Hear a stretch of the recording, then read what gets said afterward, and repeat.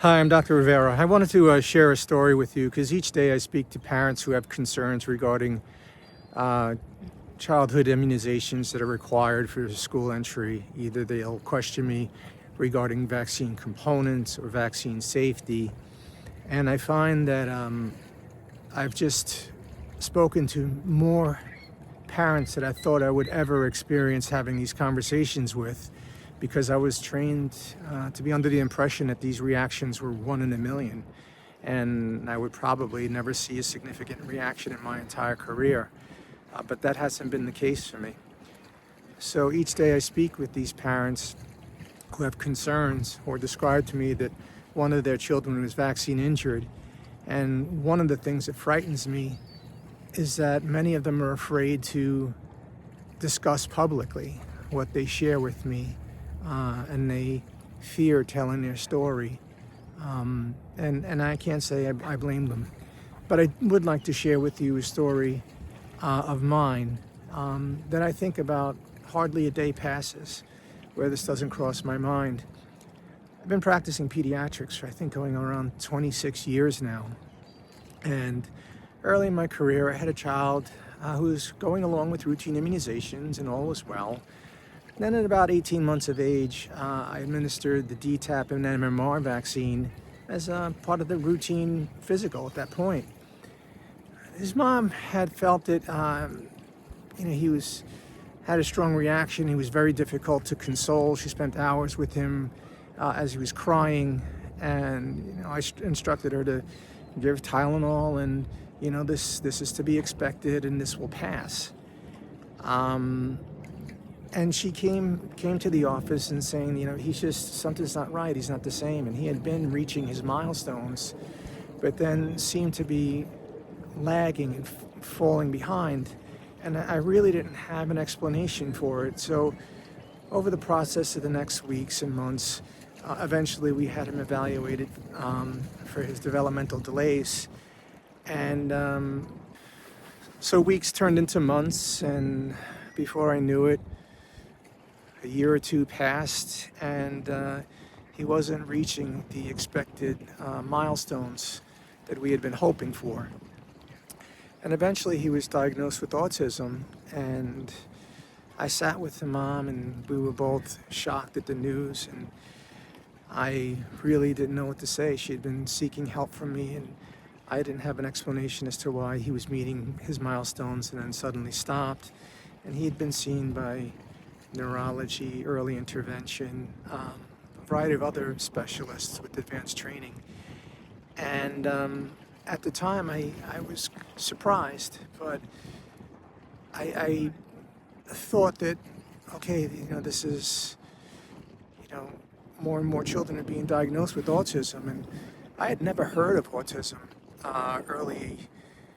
before my training. I never experienced it, and when I first training, the numbers were one in several hundred, and then next thing I know, in current day, it's one in the 31. So as time progressed, I really didn't.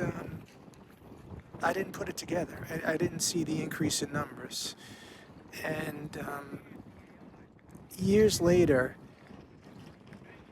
my world was turned upside down by corruption in family court, which was a painful experience, but it opened up my eyes to other issues. And as part of my experience, my practice closed, and this mom, who's my age, needed her chart to continue services for her son. And over time, he's a great kid, but she experienced quite a bit, and that's the reason of my story, is the collateral damage that goes along with this. When he got diagnosed, it put strain on her relationship with her husband. They soon thereafter separated, then were divorced. She was a single mom. She ended up moving into a friend's home and living in a basement apartment. As her son got older, he became a little bit more difficult to manage when he was frustrated. He would get a bit physical. And she's a petite woman, and over time, he became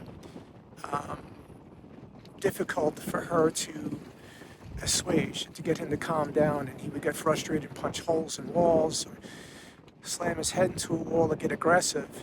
And it got to the point where he was able to overpower her, and she ended up having to take jujitsu, not to harm him, obviously, but to protect herself from when he was frustrated and couldn't express himself, and when he got a little bit too difficult for her to manage.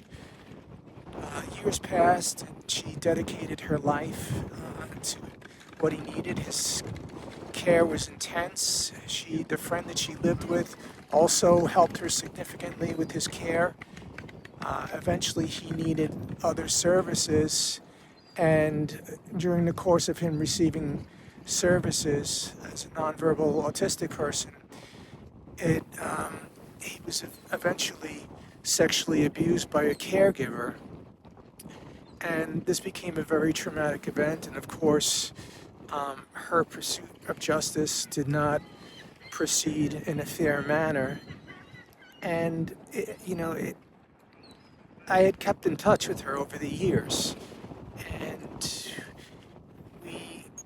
she later came to me with a copy of his chart and say, I didn't realize this at the time, but in the chart we put down that I came by that he had reactions to the vaccines and he wasn't the same. And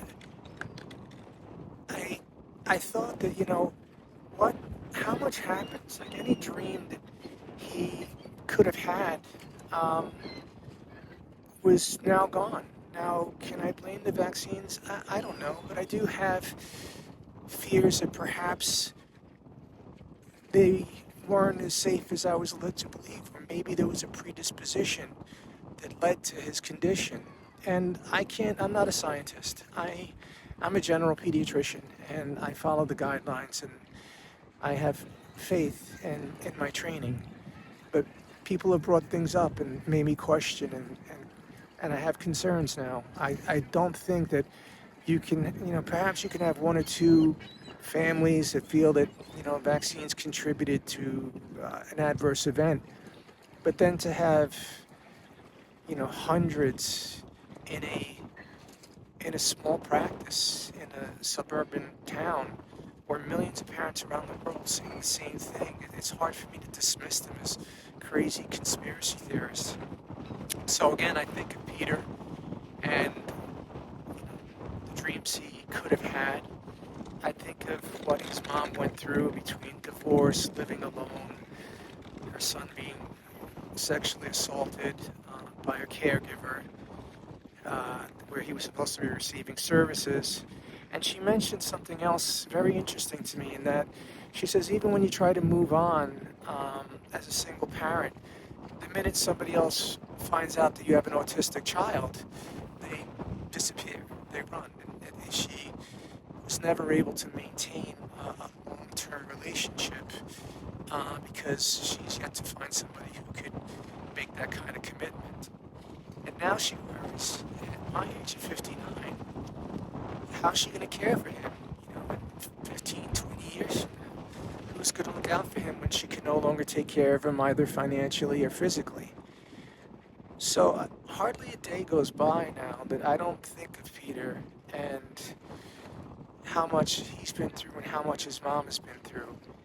And this is just one of the stories. And I wanted to share this with you because the vast majority of my colleagues, probably everyone I know, disagrees with me or politely gives a different opinion. And I appreciate that. But at the same time, my heart's telling me that these people are telling the God's honest truth. They've done a lot of research. They're very bright and articulate. And I can't dismiss their concerns. So I just want people to know that there's doctors out there who are compassionate and understand, but there's a large number of doctors who are afraid to publicly speak out for fear of repercussion or reprimand. And that scares me also, in that when a physician is afraid to advocate for a parent or one of their patients, what's next.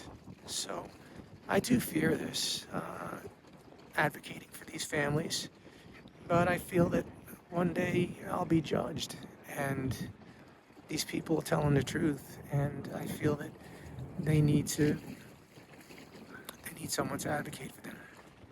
So think about it, and I hope that we find the answers to these questions, and I have something to tell these parents and guide them as they seek answers.